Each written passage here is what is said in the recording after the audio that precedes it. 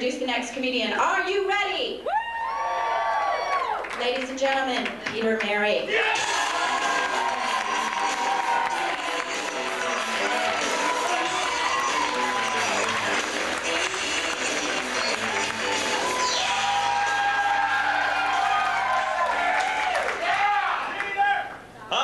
Peter. And I'm in recovery from being named Peter. It runs in my family. My father was named Peter. So when I was a kid, everybody called him Big Pete, and I got called Little Peter. It could have been a lot worse. I could have been named Richard. I'd be Little Richard and he'd be big. Never mind. My parents were kind of strict. They believe in spanking. Anybody else here get spanked? Still? I learned a lot from getting spanked, actually. I learned how to be a lawyer. Yeah, Mom would say, when your dad gets home, you're getting a spanking. I'd immediately go into lawyer mode. Objection! You caught me, so isn't the punishment your jurisdiction? And then I'd start plea bargaining. Mom, is that going to be 3 swats, 4, 5? How many talking here? 6? She finally comped to 5. So, you know, if I clean my room right now, can we knock that down to 2? Never worked. Never worked. My parents really tried to shelter us, though. My brother and I, they put us in a private Christian high school. One of those really super religious schools where they have a lot of very weird rules, like no girlfriends, no dating, no fun. So I graduated a year early. When I was 17, I got invited to a school dance by a girl. And my dad told me I wasn't allowed to go because dancing leads to sex. And I didn't have the heart to tell him that for me at 17, everything led to sex.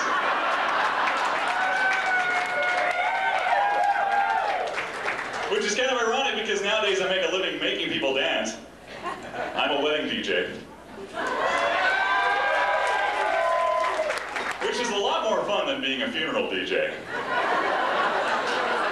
I actually did some teen dances for a while. Those were interesting. The most popular request I'd get at the night was, you know, the dance floor would be totally packed, kids walking up, they go, can you please play something that doesn't suck? So I really enjoy just doing weddings these days. And my clients seem to really appreciate what I do for them. They always seem really, really happy at the end of the night when I finally leave their honeymoon suite. We bond, we get close. When I get home from work, though, I really like to unwind by watching TV. Have you seen these new commercials for pharmaceuticals with these really, really bizarre disclaimers at the end? Why don't they make other products do that? They're not making other advertisers do those kind of disclaimers, you know? You don't see that in a Bud Light commercial. Drink Bud Light. All your friends drink Bud Light. If they don't drink Bud Light, they're not good friends. You get lots of girls who drink Bud Light. Drink Bud Light. People who've tried Bud Light have experienced episodes of public nudity, involuntary vomiting, and undesirable copulation with members of the same and opposite sex. My favorite, though, are those psychic hotlines. Are those great or what? Anybody here recall a psychic hotline? I knew that. Actually, I think it'd be great to work at a psychic hotline. I'd love to be one of those psychic hotline advisors, you know? People call up and you get on the phone and you get to advise them. Hi, my name's Peter. I'll be your psychic advisor. Now, I could have made millions by picking winning lotto numbers. But instead, I've decided to use my special gifts to help you.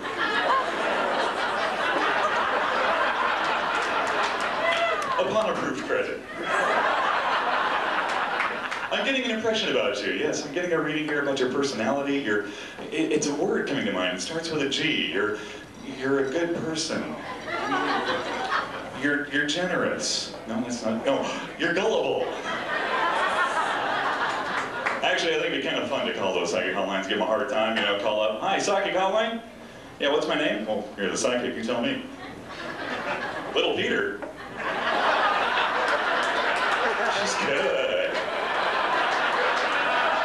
Why am I calling? Well, you know, I needed some advice about my love life, and I didn't have anybody else to talk to, so I figured talking to a perfect stranger who has superhuman powers would really help me out. Actually, the reason I'm calling is, A couple weeks ago, I caught my wife in bed with another man. She keeps calling me Frank, and she smells like men's cologne. And I just gotta know, is she cheating on me?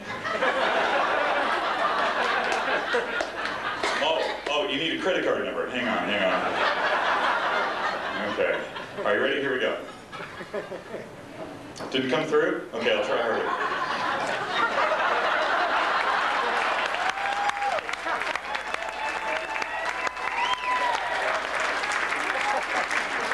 I'd love to have superhuman powers, though. I think that'd be a lot of fun, and I love superheroes. I think it'd be great to see superheroes transition into stand-up comedy, because this is hard work. It really is. I think Spider-Man would be pretty good, because he's always cracking jokes while he's beating up the bad guys. But I'm thinking of people like, the Flash, the world's fastest man. I think he'd really be struggling with his timing. Batman, I think, would do all right, because he's got a deep voice, and he's got that big, cape that just fills the room, and I think he'd have problems getting heckled by his nemesis, the Joker. Yeah, the Joker would be on the audience going, "Where's Robin? 35-year-old man spends all his time with a 17-year-old boy. Now that's what I call funny." I think Superman would do pretty good, though. I could see him doing a whole act that just revolves around his X-ray vision. Yeah. Yeah, he'd use his X-ray vision to identify everybody's underwear. He'd be checking people out in the audience. Boxers. Briefs. Tighty-whities. The rolled-up sock was a good choice.